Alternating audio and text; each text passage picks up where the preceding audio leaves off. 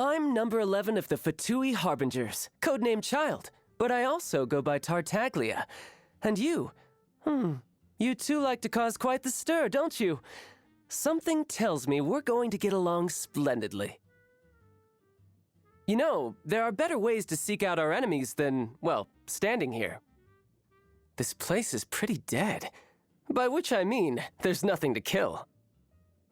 I wonder what the rest of the Harbingers are up to. Plotting and scheming on an ever grander scale, no doubt. Where I'm from, if we didn't keep moving, we'd freeze to death. Literally. Perfect weather for fishing. The sound of the rain scares them away, but once it stops, they're yours for the taking. Could it be snowing in Snezhnaya too? The world looks glorious in the snow. Pure white, like the light of the moon. A perfect backdrop for bloodshed. The wind is picking up. There is conflict in the air. Just look at that wind blow. The wind permeates all, cleansing both mind and body. Excellent. Morning, comrade. You're raring to go today, I see. You look well. What's your secret? Care to exchange notes? Oh, dinner was quite the feast. A spot of exercise is in order. Today was great. See you tomorrow, comrade. A warrior must always be ready to face any challenge with his blade. The outcome of the battle is irrelevant. What matters is that you learn from the experience. I'm sure the Harbingers must know of my dealings with you by now. Oh, I'd love to see the look on their faces. I am the least adept with a bow, and that is precisely why I must master it. You wield such powers without owning a vision. I really am excited to see what you have in store for us. Let's see how far you can go. Just don't go dying on me before you lay it all on the line in our final battle. I won't allow it. Comrade, how would you like to join the Fatui? Actually, scrap that. With your capabilities, you and I could go head-to-head with the Harbingers and win. Wouldn't want to miss an opportunity like that. If it makes me stronger, I'll take it. Vision? Great. Delusion? Don't mind if I do. Heretical teachings from the Abyss? Sign me up. The skeletal white snowscape devours life without leaving any trace. It is the invisible enemy we fight against each day. I once ventured deep into the Abyss and came face to face with an enormous beast. I don't know its name. All I know is the sight of it chilled me to the bone. But mark my words, one day I will march back in there and behead that beast. And you, comrade, will be my witness. It's been years since I last saw my master. I should hope that next we meet, I'll at least be able to force her to use both hands to beat me. There's far more to that man than meets the eye. As for the extent of his power, lots to look forward to, I think. Tell me, how has Mr. Zhongli been lately? Not bad, you say. Seems he's had no problem acclimating to mortal life. He sure had me fooled. Such a fiasco mustn't be so easily forgiven. The only way to reconciliation is fierce combat. What do you mean I'm no match for him?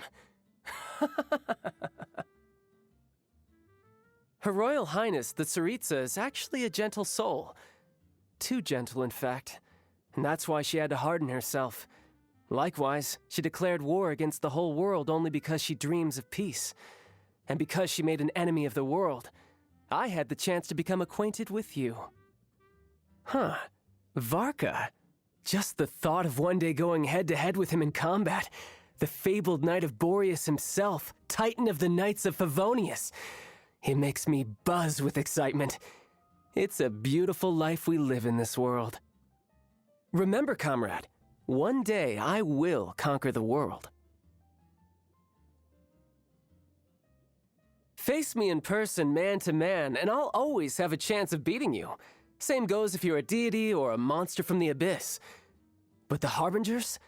They are more enamored with their intangible methods, spending their days scheming and maneuvering. This is why we cannot get along.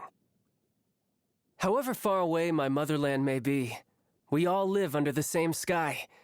That snow-white moon. My family must be able to see it too. I hope my siblings... I hope that they have turned out to be formidable warriors as well. Comrade, a word of advice. Don't go yelling stupid things in the heat of battle. They might sound good in your head, but if you think about it, they make no sense at all. I'm talking about things like, I'm on fire. That's the last thing we want. Fire leaves behind nothing but ashes, and you must survive at all costs. Ah, how time flies. One day you will see how I conquer the world and crush the thrones of gods beneath my heel. In the meantime, no dying, comrade. Keep yourself alive. Ice fishing and combat follow the same principle. Patience and decisiveness are key. Though, having said that, I suppose the same is true of everything in life. My pet peeves? Well, to be honest, I'm far too busy journeying with you and slaying powerful enemies to dwell on such trifling matters. There's plenty of delicious food to sink your teeth into in this world, and plenty of fights to sink your teeth into as well. Life is beautiful. Food is like weaponry. A true warrior never deliberates unduly over their choice of weapon, nor do they do so over the food they eat. Neither should you. Happy birthday, comrade. Anyone you need knocked off their perch today? Let me know. I'll happily oblige. Oh, I feel like I've gotten stronger. Now who shall I use as my guinea pig? A warrior's strength is like a dome. The bigger the dome, the more opponents he can challenge inside it. Who was it that said this again? Bravo, comrade! Thanks to your help, I am one step closer to my goal of conquering the world. I doubt even that Tsaritsa herself ever expected I would make it this far. Comrade, make sure you keep training too. Otherwise, who will be left to fight me to the death when the world lies defeated at my feet? Haha.